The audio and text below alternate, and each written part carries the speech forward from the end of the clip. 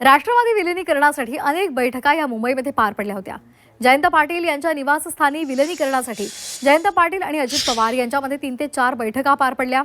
जयंत पाटील यांच्या निवासस्थानी रात्री उशिरा 1 नंतर दादा आणि जयंत पाटील यांच्यामध्ये बैठक झाल्याची माहिती सूत्रांनी दिली आहे। तसंच 2 ते 3 बैठका मुंबईमध्ये गुप्त ठिकाणी झाल्याची माहिती सुद्धा मिळते। महापालिका निवडणुकांच्या निकालानंतरच विलिनीकरणाची घोषणा करण्याचा निर्णय झाला होता, मात्र काही कारणास्तव घोषणा झाली नाही। मात्र जिल्हा परिषदेच्या निवडणुकीच्या नंतर ही घोषणा होण्याची चर्चा त्या संदर्भात दोन्ही पक्षाच्या नेत्यांमध्ये झाली होती, अशी ही माहिती आता समोर आली आहे।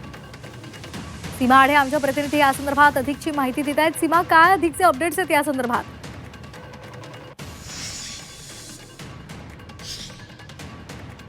प्रज्ञा, तुम्ही जर प्रश्न रिपीट केला तर मी उत्तर देऊ शकेल। प्रश्न तुम्ही सांगाल का परत?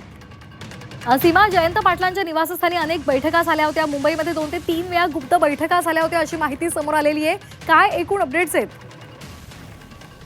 नक्कीच आपल्याला माहिती आहे की मागील 1.5 महिन्यांपासून राष्ट्रवादी एकत्रित येण्यासंदर्भात अनेक बैठका ज्या आहेत त्या पार पडलेल्या आहेत। जी सध्या खात्रीलायक सूत्रांकडून माहिती मिळत आहे त्या माहितीनुसार जयंत पाटील आणि अजित पवार यांच्यामध्ये मुंबईमध्ये मोठे वारंवार बैठका ज्या आहेत त्या पार पडलेल्या आहेत।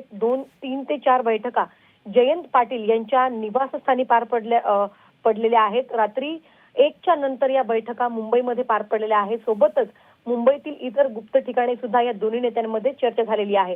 चर्चा अंतिम टप्प्यापर्यंत पोहोचलेली होती। महानगरपालिकांच्या निवडणुका झाल्यानंतर निकाल लागल्यानंतर आपण विलिनीकरणाची घोषणा करू असं देखील दोन्ही नेत्यांमध्ये ठरलेलं होतं। मात्र काही कारणास्तव त्यांच्यामध्ये नंतर ही चर्चा झाली की जिल्हा परिषदेच्या निवडणुका जाहीर झालेल्या आहेत आणि जिल्हा परिषदेच्या निवडणुकीनंतर आपण युतीची घोषणा करू।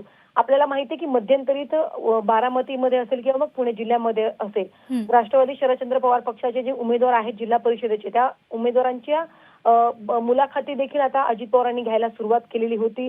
दोन्ही नेत्यांमध्ये ज्या बैठका पार पडलेल्या होत्या त्यांच्यामध्ये हे ठरलेलं होतं की जास्तीत जास्त ठिकाणी आपण घड्याळावरती उमेदवार द्यायला सुरुवात करू, जेणेकरून आपले निकाल जो आहे तो चांगला येईल।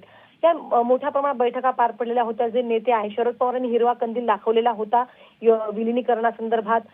सोबतच सगळी धुरा आता अजित पवारांकडे द्यायची आहे। जे नेते खरं तर पक्षामध्ये मागे पडलेले होते, जयंत पाटील असतील, त्यांनी पुढाकार घेतलेला होता शरद पवारांच्या वतीनं। ते अजित पवारांशी बोलत होते, वारंवार ते त्यांच्या संपर्कात होते। बैठका सुद्धा पार पडलेल्या होत्या। या बैठका अतिशय गुप्त ठेवण्यात आलेल्या होत्या। या संदर्भात कोणतीही माहिती माध्यमांपर्यंत पोहोचू दिली जात नव्हती। खरं तर दिवसभरामध्ये हे नेते प्रचारामध्ये व्यस्त असायचे, वेगवेगळ्या जिल्ह्यामध्ये असायचे। मात्र रात्रीच्या बैठका ज्या आहेत त्या मुंबईमध्ये पार पडलेल्या आहेत। जयंत पाटील हे यामध्ये खरं तर शरदचंद्र पवार पक्षाच्या वतीनं प्रमुख भूमिका बजावत होते आणि जी काही चर्चा अजित पवार आणि जयंत पाटील यांच्यामध्ये व्हायची ती संपूर्ण या संदर्भातला जो काही रिपोर्ट आहे, जी काही चर्चा झालेली आहे या संदर्भातली माहिती जयंत पाटील हे शरद पवार पर्यंत पोहोचवायचे। नंतरच्या काळामध्ये जर आपण पाहिलं तर सुप्रिया सुळे, रोहित पवार यांचा सूर जो आहे तो काहीसा बदललेला होता। अजित पवारांच्या बाबतीमध्ये एकमेकांवरती टीका टिप्पणी करायला त्यांनी बंद केलेलं होतं। सोबतच जितेंद्र आव्हाड खरं तर यांना ह्या युती किंवा विलिनीकरणाची जेव्हा पक्षांतर्गत चर्चा झाल्या तेव्हा जितेंद्र आव्हाड यांनी सुद्धा पक्षापासून काहीसा अंतर त्यांनी ठेवलेला होता। ते माध्यमांसमोर येत नव्हते।